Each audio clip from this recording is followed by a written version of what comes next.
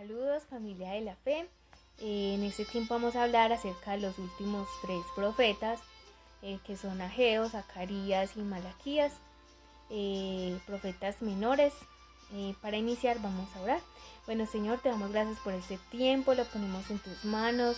Gracias, Espíritu Santo, porque estás aquí con nosotros. Gracias, Padre bueno, porque tú eres omnisciente, omnipresente, Señor. Y te pedimos en esta hora que tú seas trayendo sabiduría, entendimiento, para comprender tu palabra, Señor, para que tú seas revelándonos, como dice tu palabra, cosas ocultas que no conocemos, Señor. Te lo pedimos en el nombre de Jesús. Amén y amén. Bueno, en esta hora vamos a leer Ageo 1:5, que dice lo siguiente: pues así ha dicho Jehová de los ejércitos, meditad bien sobre vuestros caminos. El tema básicamente del libro de Ageo es la reconstrucción del templo y data del 520 a.C., fue escrito por Ageo en Judá. Entonces Ageo, como bien dije anteriormente, abre la última sesión de los profetas menores. Es uno de los tres profetas que predican a los judíos que han regresado del exilio. Los otros dos son Zacarías y Malaquías. Los profetas del pasado tenían que enfrentarse al tema de la idolatría. Sin embargo, 70 años de exilio habían curado a las personas de este mal. El mensaje de Ageo es diferente. Anima al pueblo de Dios a dejar de pensar en sus propias comodidades. En su lugar tenían que poner sus energías en la restauración del templo, edificar la casa de Dios. El Señor está hablando. Diga conmigo, ¿Cuántas están pensando en sí mismos? Pero Dios está diciendo primero la casa de Dios. Sorprendentemente, tras haber rechazado los mensajes proféticos del pasado, ahora el pueblo escucha a Ageo. Sus corazones están animados y emprenden la labor de reconstruir el templo. Dios después honra las nuevas prioridades de ellos y bendice sus vidas. O sea que Dios primero quiere edificar su casa y luego edificar la nuestra. El esquema del libro de Ageo es el siguiente. El capítulo 1 nos habla de una llamada a terminar la obra. El capítulo 2 nos habla de un llamado al valor, en versículos 1 al 9. El capítulo 2 del 10 al 19 nos habla de un llamado a la purificación, del 20 al 23 de un llamado al escogido de Dios. Así que veamos de qué se trataba edificar la obra de Dios, terminar la obra. El capítulo 1 dice así: desanimados por la oposición de sus vecinos, los judíos se han hecho indiferentes a la reconstrucción del templo. ¿Cuántos se sienten desanimados por la oposición de nuestros enemigos? Pues el Señor está llamando a terminar su obra. En su lugar han puesto sus energías en reconstruir sus casas y fortunas. ¿Cuántos están edificando sus propias casas, su tesoro? Están dedicados a hacer plata para ellos, pero ¿cuántos ni siquiera se han acordado del templo del Señor? A través de Ageo, Dios los anima a meditar bien en las consecuencias de sus prioridades mal establecidas. Ageo señala que las preocupaciones de los egoístas han causado muchas complicaciones económicas, incluso que Dios haya restringido la lluvia para las cosechas. Diga conmigo, o sea que el mismo pueblo de Dios es culpable de que Dios cierre los cielos y que no envíe bendición a todo un pueblo por causa del mismo pecado del pueblo. El pueblo y los líderes toman muy en serio el mensaje de Ageo. Solo 23 días después de su mensaje, ellos oyen la voz de Jehová y temen delante de Jehová. Comienzan a trabajar de nuevo en el templo tras 16 años de inactividad y lo terminan 4 años más tarde. ¿Cuántos llevamos inactivos en el reino de Dios este año? Para cuántos la cuarentena significó vacaciones? Muchos están en vacaciones. Muchos no se acuerdan de la obra de Dios. Diga conmigo, y quizás en este tiempo ha venido escasez a tu vida, se ha cerrado la mano de Dios sobre tu vida y tú te preguntas, ¿por qué? ¿Por qué, Señor? ¿Por qué no me salen las cosas? ¿Por qué ya no veo el mismo fruto que antes? Pero Dios te pregunta, ¿estás dando a la obra de Dios? ¿Estás edificando la obra de Dios? ¿Estás sirviendo a Dios? Bueno, capítulo 2 del 1 al 9. Un llamado al valor.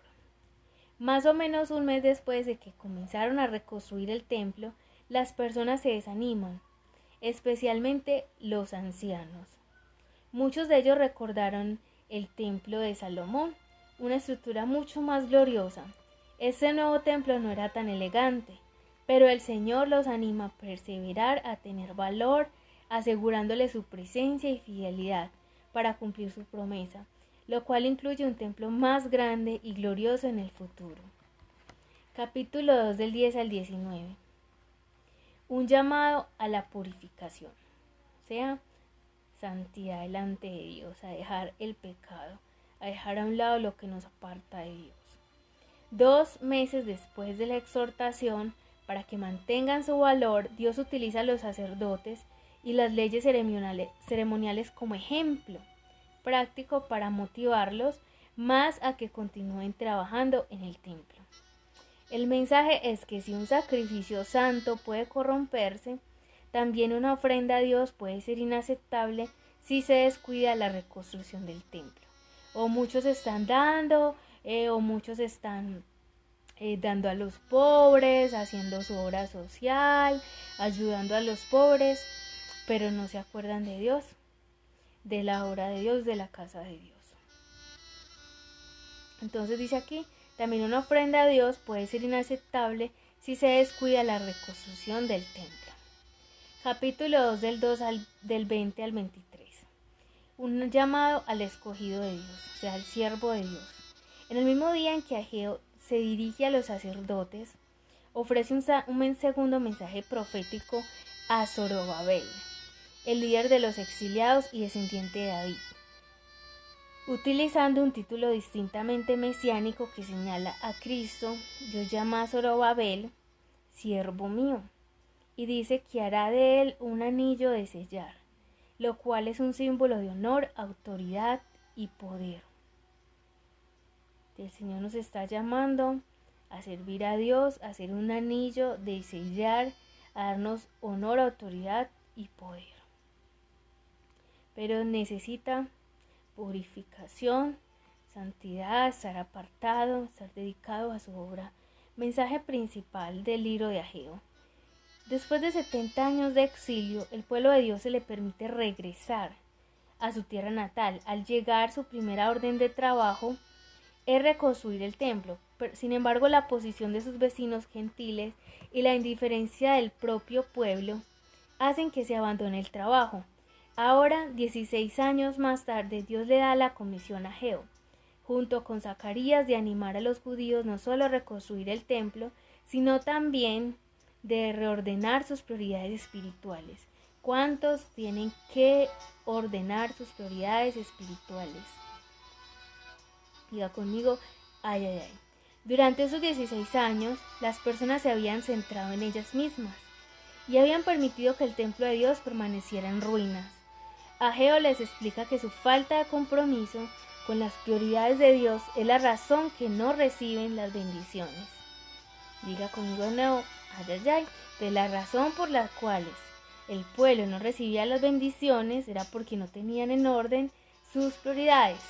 ¿Y cuáles son las prioridades? Primero Dios, después la familia, después el ministerio. Pero muchos tienen primero la familia, o primero el ministerio y Dios por allá abajo. Entonces, ay, ay, ay. Aplicación personal que nos deja Ageo acerca en este libro. El mensaje de Ageo al pueblo de Dios puede ser muy relevante para usted hoy en día. ¿Cuáles son sus prioridades? Eche un vistazo a su cuenta bancaria. Le dirá de forma bastante certera dónde están sus prioridades. Ageo le plantea la misma cuestión que le planteó al pueblo. Está construyendo su propia casa y permitiendo que la casa de Dios y sus ministerios sean descuidados. Voy a repetir esto. Está construyendo su propia casa y permitiendo que la casa de Dios y sus ministerios sean descuidados. Ay, ay, ay, Dios. Lecciones para la vida que nos da Jehová. Dios recompensa a los que le oponen a Él primero y buscan hacer su voluntad. No puede vivir en las glorias del pasado. La realidad está en el presente. Repase sus prioridades a menudo. ¿Están en consonancia con Dios? Su servicio a Dios es de vital importancia. Entonces, continuamos con el libro de Zacarías. Pasemos la hoja porque después dirán que yo soy, no sé, hablando más de la cuenta, pero es realmente lo que Ageo nos deja, ¿cierto? Pasemos a Zacarías a ver qué mensaje nos da Zacarías. Zacarías 8:3 nos dice lo siguiente: yo he restaurado a Sión y moraré en medio de Jerusalén, y Jerusalén se llamará ciudad de la verdad, y el monte de Jehová de los ejércitos, monte de santidad. Entonces, el tema principal del libro de Zacarías es acerca de la liberación de Dios. Data del 520 al 480 a.C. y fue escrito por Zacarías en Jerusalén. Vemos que Zacarías, al igual que Ezequiel y Jeremías, es sacerdote y también profeta. Su ministerio profético se superpone con el de su contemporáneo Ageo, mayor que él, y ofrece una serie de 8 visiones, 4 mensajes y 2 opresivos, oráculos en el periodo de 2 años. Los 8 primeros capítulos de Zacarías están escritos para animar el remanente mientras construyen el templo. Los últimos 6 capítulos están escritos en algún momento después de la reconstrucción del templo, en anticipación a la venida del Mesías de Israel. Este libro es el segundo en volumen en cuanto al material sobre el Mesías, el Señor Jesucristo siendo el primero, Isaías. El esquema del libro de Zacarías es el siguiente. En los capítulos 1 al 6 nos habla acerca de las 8 visiones. Del capítulo 7 al 8 nos habla de los 4 mensajes y del 9 al 14 nos habla de los 2 mensajes duros. Entonces, veamos cuáles son esos capítulos del 1 al 6 acerca de las 8 visiones de la noche. Y dice que en estos capítulos Zacarías comparte esas 8 visiones de noche. Una es que un hombre entre los mirtos, Dios reconstruirá a Sión. Los cuernos y los carpinteros, que los opresores de Israel serán juzgados. Que el hombre con el cordel de medir, Dios protegerá a Jerusalén.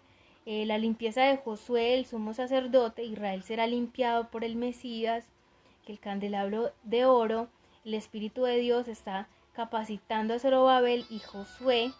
El rollo volador, que el pecado individual será castigado. La mujer en el efá, que el pecado de la nación será eliminado. Y los 4 carros, el juicio de Dios de la nación será eliminado. Entonces, hay un interludio durante el cual Zacarías recoge la coronación de Josué como sumo sacerdote y la anticipación de la venida del renuevo, que será a la vez rey y sacerdote Jesucristo. De los capítulos 7 al 8 están los 4 mensajes. En respuesta a las preguntas de algunos líderes sobre si se debe continuar con los ayunos, Dios da a Zacarías una serie de 4 mensajes que se centran en los siguientes temas. Reprobación para asociar el ayuno a falsos motivos. Llamamiento al pueblo para que recuerde las consecuencias de su desobediencia, la cual es la destrucción. Promesa de la futura restauración de Sión, cuando Dios habitará en Jerusalén. Y anunció de que un día cesará el ayuno y será reemplazado por gozosas fiestas para celebrar las bendiciones del Mesías. Aquí nos recuerda esta palabra cuando le preguntaron a Jesús que por qué sus discípulos no ayunaban, como los de Juan el Bautista, y él dijo que era porque estaban de fiesta, O sea, y que cuando él faltara, ahí sí va a necesitar el ayuno. Entonces, sigamos. El capítulo 9 al 14 nos habla acerca de los dos mensajes duros. El primer mensaje hace referencia a la primera venida y rechazo del Mesías, o de Cristo, que ya sucedió. El segundo mensaje hace referencia a la segunda venida y aceptación del Mesías. Vendrá y limpiará al pueblo de sus impurezas y falsedades, juzgará a las naciones y reinará sobre toda la tierra desde Jerusalén. Muy tremendo esto porque si se cumple el primer mensaje, la primera venida del Mesías no iba a ser recibido por su propio pueblo, los judíos, pero vemos que al día de hoy ellos esperan esa segunda venida y lo esperan con los brazos abiertos. El mensaje principal de Zacarías es que es un libro profético importante que ofrece detalles, referencias mesiánicas que se cumplirán claramente en la vida de Jesucristo. La reconstrucción del templo, dice Zacarías, es solo el primer acto del drama de la historia de Dios. Dios mantiene sus promesas. Jesús, ¿cómo podemos aplicar esto a nuestra vida? El Mesías prometido y gran libertador de Israel vino realmente, ¿cierto? Primero llegó como el Salvador suficiente, predicho por Isaías. Sin embargo, también vino como juez, como rey, que reinará por siempre. El futuro es seguro, la liberación está llegando. El futuro puede ser seguro si confías en Jesús, que vendrá de nuevo, ¿cierto? Por eso los que creemos en Dios tenemos esperanza y no tenemos temor del futuro, como dice la palabra, no tenemos temor del porvenir, porque Dios está con nosotros. Las lecciones para la vida que nos puede dejar Zacarías en su libro es que el futuro no atemoriza cuando Jesús es nuestro Salvador. Dios nunca deja de cumplir sus promesas y el mensaje de la venida del Mesías debería motivar su presente e inspirar su futuro. Veamos ahora el libro de Malaquías, que nos habla de Malaquías. Malaquías 3:10 nos dice lo siguiente: traed todos los diezmos al alfolí y haya alimento en mi casa, y probadme ahora en esto. Dice Jehová de los ejércitos: si no os abriré las ventanas de los cielos y derramaré sobre vosotros bendición hasta que sobre y abunde. Pues básicamente es el versículo que encierra como todo el libro, el mensaje de todo el libro, y nos está diciendo que lo probemos, que probemos a Dios, que si lo probamos, Él va a abrir, dando nuestros diezmos, Él va a abrir las ventanas de los cielos y va a derramar bendición hasta que sobre y abunde. Vemos que el tema principal de Malaquías entonces es la reprobación del formalismo, que data alrededor del 430 a.C., que fue escrito por Malaquías en Jerusalén. Vemos que Malaquías es probablemente contemporáneo de Esdras y Nehemías. Ataca los males que surgen en Jerusalén después que el templo fue reconstruido y sus servicios fueron restablecidos. Nehemías trata mucho de estos mismos males en su relato escrito. Malaquías es significativo porque su mensaje de juicio sobre Israel por su contiguo pecado es la última palabra de Dios durante 400 años, hasta que llega otro profeta con un mensaje del Señor. Dios promete que algún día futuro, cuando los judíos se arrepientan, el Mesías sería revelado y las promesas del pacto serían cumplidas. Los 400 años de silencio se rompen cuando Juan el Bautista predica: arrepentíos porque el reino de los cielos se ha acercado. Eso lo encontramos en Mateo 3:2. Esta era una declaración que por largo tiempo prometido Mesías, Jesús, había llegado. Entonces vemos que el esquema de Malaquías es acerca del capítulo 1 al 5, del versículo 1 al 5 nos habla acerca del privilegio del amor de nuestro Dios. Del capítulo 1, del 6 al 2, versículo 9, nos habla de la corrupción de los sacerdotes. Del capítulo 2 versículo 10 al 3:15 nos habla de los problemas del pueblo, y del capítulo 3:16 al 4:6 nos habla acerca de la promesa del Señor. Entonces vemos que el capítulo 1, acerca del privilegio del amor de Dios, nos dice que inmersas en los problemas de su condición actual, las personas de Jerusalén pierden su perspectiva de la obra de Dios y de su amor por ellos en el pasado. ¿Cuántos se han olvidado de Dios? Han perdido la esperanza, y que en este mal tiempo que estamos pasando creen que Dios nos dejó, que Dios nos abandonó. Capítulos 1:6 al 2:9 nos habla de la corrupción de los sacerdotes. Nos dice que consumidos por la codicia, los sacerdotes ofrecían solo animales enfermos e imperfectos en los sacrificios ante el altar, guardándose los mejores para ellos. Por su desobediencia, Dios los retira sus bendiciones. ¿Va conmigo? Ay, ay, ay. Vemos que el capítulo 10 al 3:15 nos habla de los problemas del pueblo, que las personas son tan malas como sus sacerdotes. Se divorcian de sus mujeres judías para casarse con mujeres extranjeras, roban los diezmos de Dios y las ofrendas, y con arrogancia cuestionan el carácter de Dios. Diga conmigo, ay, ay, ay. O sea que uno de los pecados era el adulterio, se divorciaban, un divorcio, robar, específicamente los diezmos y ofrendas, y arrogancia, o sea, orgullo, cuestionar a Dios. Bueno, veamos el capítulo 3, 16 al 4:6, nos habla acerca de la promesa del Señor. Dice lo siguiente: Dios pasa el resto del libro respondiendo al cuestionamiento de ellos respecto a sus promesas. Les dice que llegará un día en el que no será por demás servir a Dios, y los que le temen serán bendecidos. Sin embargo, llegará un momento en el que los malos serán juzgados. El libro termina con la nota amarga de la palabra maldición. Aunque las personas habían sido curadas de la idolatría, había poco progreso espiritual. El pecado abundaba y la necesidad de la llegada del Mesías era mayor que nunca. Como en este momento anhelamos esa venida de nuestro Dios de nuevo.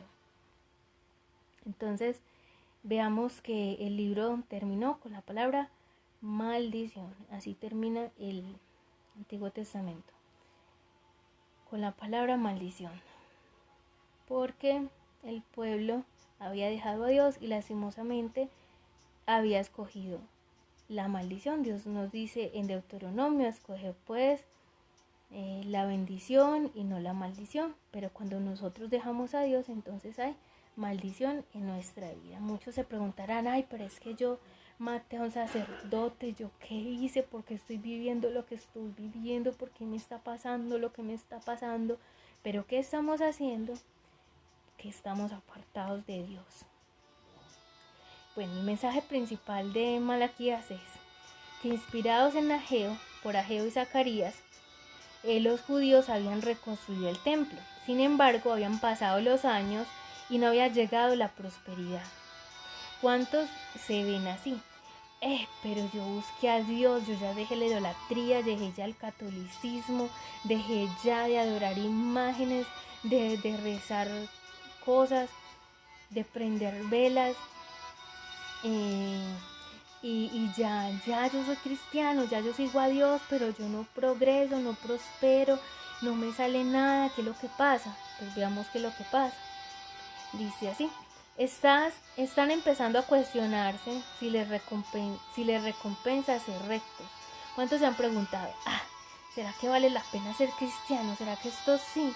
¿O será que era por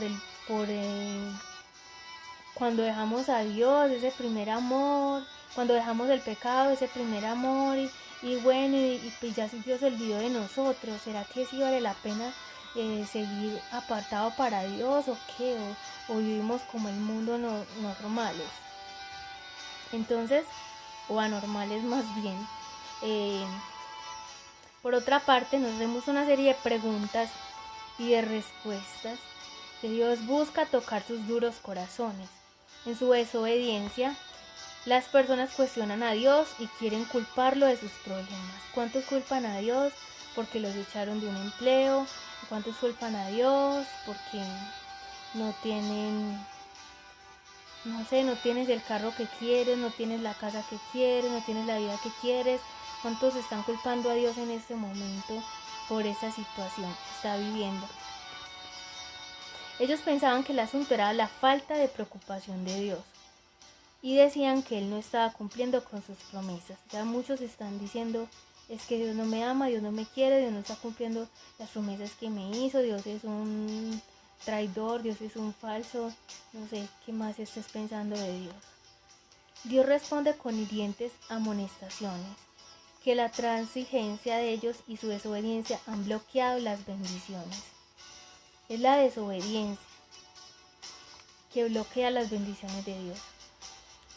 Cuando se arrepiente y regresa a Dios con corazones sinceros, los obstáculos para recibir las bendiciones divinas serán eliminados. O sea que, ¿cuál es la solución? Volverse a Dios, arrepentirnos, regresar a Dios con corazones sinceros. ¿Qué lección nos da para la vida Malaquías? Dios no bendice una vida desobediente. Ay, ay, ay, diga conmigo, ay, ay, ay. No se puede dejar de dar a Dios. Diga conmigo, ay, ay, ay, ¿cuántos han dejado de darle a Dios? La palabra dice que el que da al pobre, a Dios le presta. Dios es fiel a sus promesas. La apatía conduce a un ritual sin fe. ¿Cuántos hacen rituales porque no tienen fe? Entonces su vida se volvió otra vez en idolatría, en rituales, porque usted no es una persona que vive conforme a la voluntad de Dios, conforme a la fe de Dios. Y ustedes saben que la fe es lo que mueve la mano de Dios, pero con un corazón sincero, cuando buscamos el rostro de Dios y no su mano. Entonces, veamos por qué pasaron los 400 años de silencio en el Antiguo Testamento para la llegada de nuestro Señor Jesús. ¿Qué pasó con el último libro, que fue Malaquías, al primer libro del Nuevo Testamento? ¿Qué pasó en ese tiempo al primer libro, que es Juan, desde Malaquías a Juan? ¿Y por qué terminó con maldición? Porque el pueblo dejó a Dios, ¿cierto? Olvidó a Dios y decidió, por ende, vivir en maldición. Entonces, en ese tiempo Dios nunca habló, no le habló a su pueblo, permaneció en silencio hasta que ellos buscaron a Dios de nuevo. Entonces, ese tiempo de finalización de Malaquías al Nuevo Testamento, al libro de Juan, duraron 400 años. Más de 400 años separan el final del Antiguo Testamento del comienzo del Nuevo Testamento.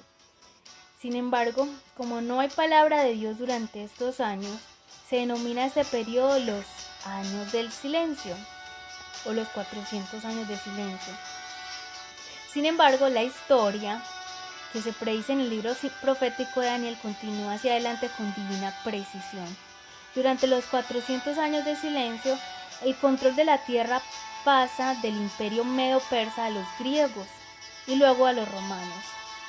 Los griegos traen una nueva lengua de comunicación al mundo y los romanos un sistema de comunicaciones, ley y orden. Finalmente, ahora es el momento adecuado para la llegada del Mesías. Su mensaje de salvación se escribiría con exacta precisión en griego, que es el idioma que se utiliza en la mayor parte del mundo conocido. Y sus buenas nuevas serán comunicadas y extendidas por todo el mundo por los caminos construidos por los romanos. Aunque la voz de Dios permanece en silencio durante 400 años, su mano continúa dirigiendo claramente el curso de la historia del mundo hacia la venida de su Hijo, el Señor Jesucristo.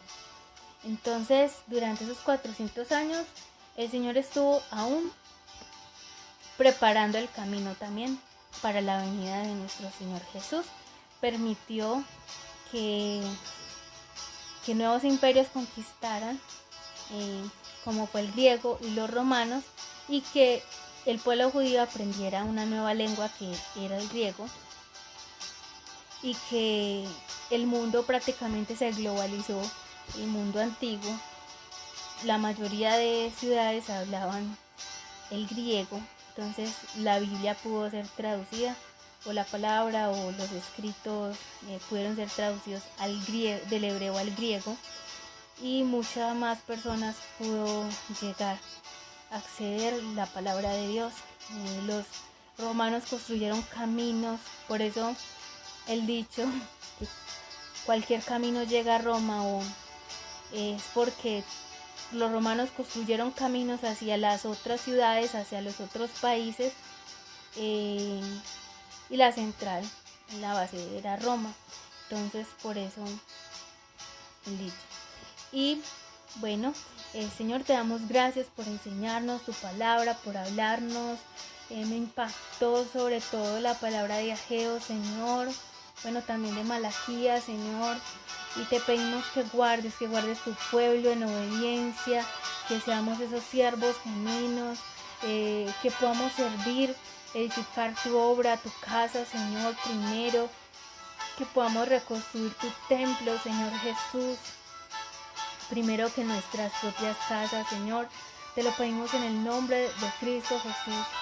Perdónanos, Señor, si hemos querido buscar nuestra propia voluntad, nuestros propios intereses. Señor, te pedimos, Señor, en esta hora que seas tú colocando esas prioridades en nuestra vida, ese querer como el hacer, Señor, que primero seas tú, primero, Señor, tu casa, tu obra, Señor, en el nombre de Cristo Jesús, después la familia, después el ministerio.